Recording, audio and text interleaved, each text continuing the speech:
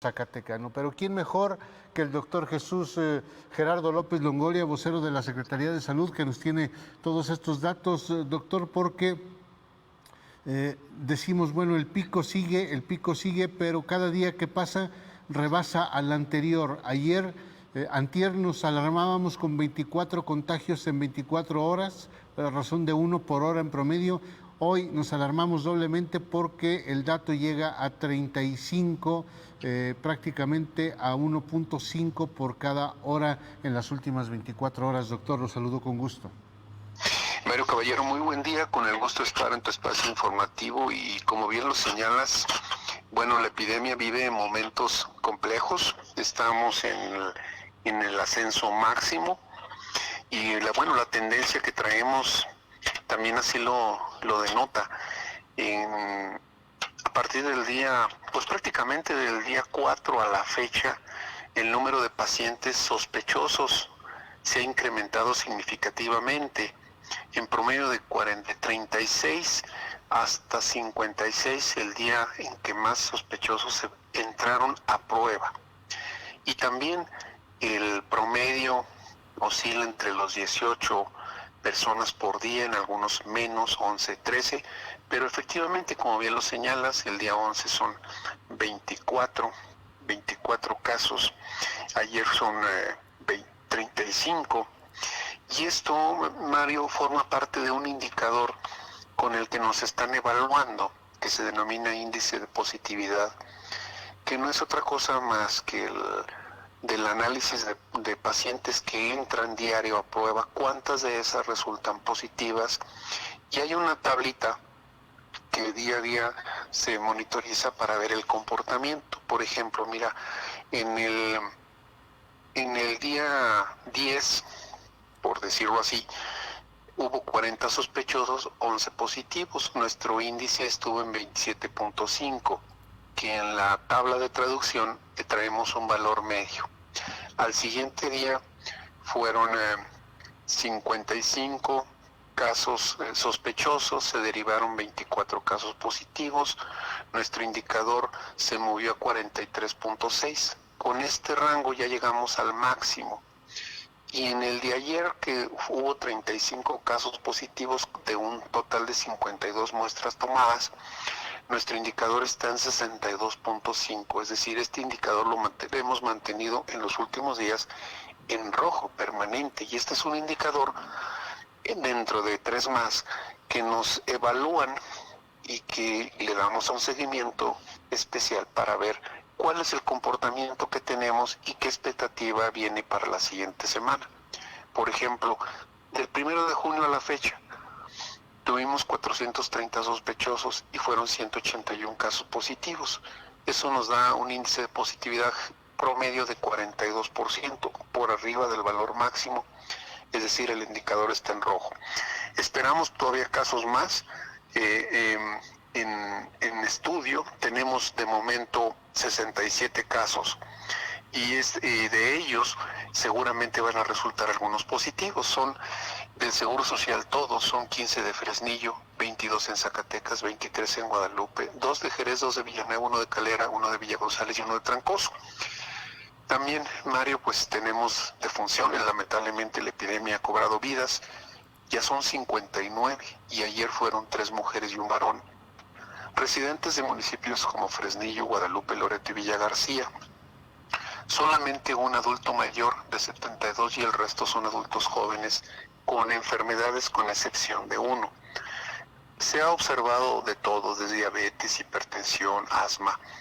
Solamente una persona de 54 años no tiene ninguna comorbilidad y lamentablemente murió. Ella estaba en el Seguro Social.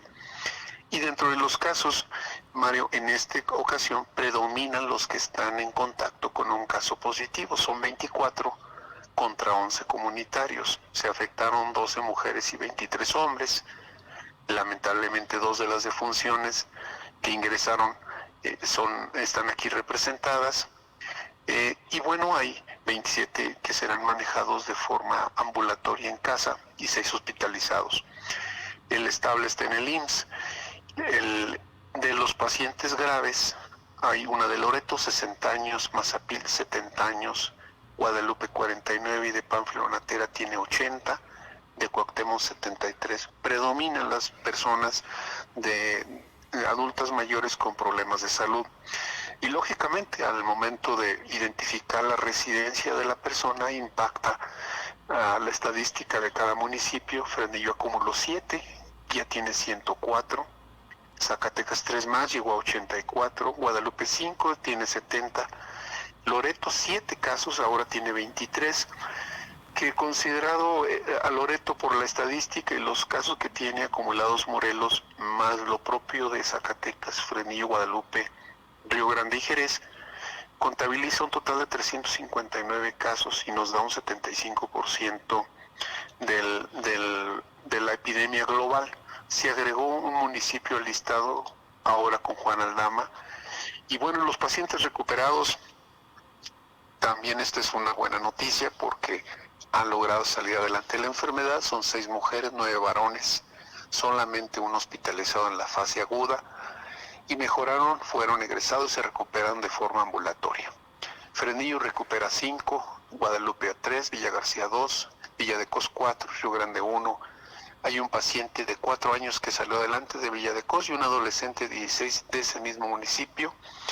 Sin lugar a dudas, Mario, es una semana que ha sido muy intensa en cuanto a la epidemia. Estamos en semáforo rojo. Hay la expectativa de que de acuerdo a la tendencia, nos podamos mantener en el semáforo rojo en esta segunda semana. Quedaría nada más a reserva del acuerdo final entre la Secretaría de Salud Federal y lo propio del Estado para conocer el cómo será la semana que viene. Doctor, hay una cuestión que llama mucho la atención en lo particular y que tiene que ver con el fallecimiento registrado justamente el día de ayer de una mujer joven de 54 años que es, según entiendo, el primero de los 59 o de las 59 defunciones registradas al día de hoy que muere estrictamente por COVID-19, no tiene ninguna otra comorbilidad como antecedente. Es correcto, Mario. Cotidianamente vemos que hay una enfermedad concomitante, diabetes, hipertensión, en fin, y que ello conlleva un riesgo adicional, una menor reserva orgánica y en consecuencia un riesgo de hospitalización prolongada o bien una defunción. Sin embargo, no hay una receta, no hay una regla definida, y día a día el virus nos sigue sorprendiendo en muchos sentidos. Quizá una mayor susceptibilidad o quizá hubo demora en la atención médica que fue solicitada por la persona, porque la prueba salió positiva el 26 de mayo. Entonces, a la fecha, pues ya han transcurrido muchos días.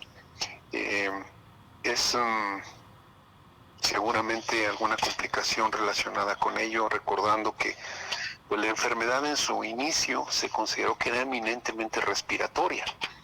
Sin embargo, ya con los estudios que afortunadamente se hicieron en otros países como Italia, en donde se identifica una afección sistémica de todo el organismo, obviamente el pulmón pues es el que manifiesta mayor intensidad, seguramente influyó en esto. Son varias cosas que se quedan para la reflexión, pero sí denota que aún a pesar de ser población joven y sin ninguna comorbilidad, lamentablemente en algunas se llegan a complicar y mueren.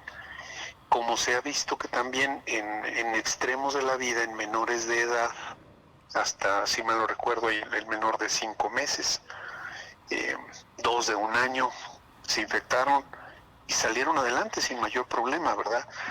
Bueno, lo cual pues nos deja todavía mucha oportunidad de seguir estudiando de este virus, sobre su comportamiento, su grado de afectación que genera en los diferentes segmentos de grupos de edad de poblaciones.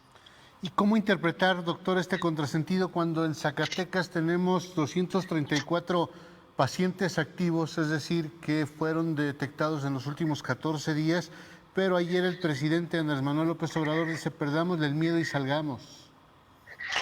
Bueno, Mario, yo considero personalmente que es una expresión no afortunada, porque probablemente el personal de salud, los medios que han estado muy participativos en la evolución, en el seguimiento de los pacientes y en el impacto que genera en aquellas familias, conocemos la severidad de la enfermedad, lo desgastante que puede ser, y lamentablemente las defunciones que se han presentado a nivel nacional y las que tenemos en nuestro estado, y que mueren por esta causa. En consecuencia, no me parece afortunado que invite a la población a salir a exponerse al riesgo que está latente porque traemos transmisión comunitaria, máxime en el momento de la epidemia que tenemos, y por otro lado cuando en países en donde se propició de alguna manera esto, como Suecia, pues al final en las evaluaciones que hicieron cuando ya pasó, se identificó que no había inmunidad de manada. Aquí para México se ocupa de un 70%. Salir a exponer al riesgo significa un número exponencialmente más alto de positivos, lo estamos viendo aquí, un número mayor de demanda de servicios hospitalarios, y si bien tenemos disponibilidad de camas, podemos llegar a un momento donde tengamos crisis, y por más que quisiéramos hacer reconversión, pudiéramos no hacerlo, dado que además de la infección por COVID, tenemos el otro espectro de enfermedades latentes que están requiriendo servicios hospitalarios. Por otro lado, y aún más, Mario, no tenemos vacuna y no tenemos un tratamiento específico, y seguramente habría daños a la salud muy severos en las personas. Y una característica que estamos observando aquí en Zacatecas es que, aún a pesar de que la Federación dice en 2 semanas estás fuera, pues resulta que las personas se tardan de 3 a 4 semanas en experimentar esa mejoría para hacer gradualmente un poco de actividad física y no sentir esa sensación de ahogo, que es lo que más genera angustia.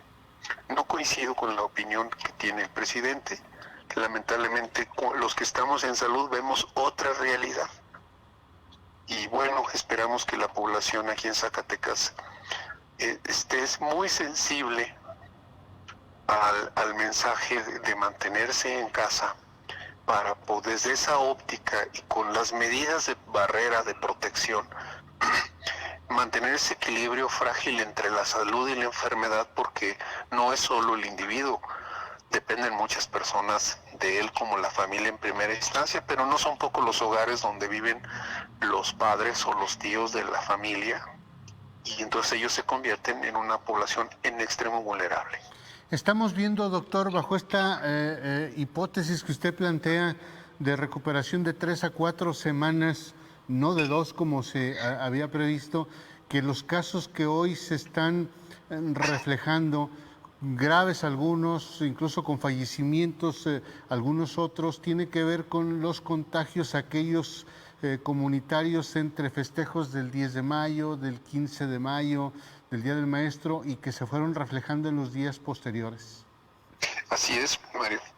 Así es. Ese es justamente. En algunas, la gran mayoría se hizo un esfuerzo extraordinario, se mantuvo, pero no en todos los casos fue así. En las comunidades sabemos que se hicieron los festejos, que se expuso al riesgo, y habrá quien diga, pues es que la comunidad, ¿cuándo va a llegar alguien que esté positivo?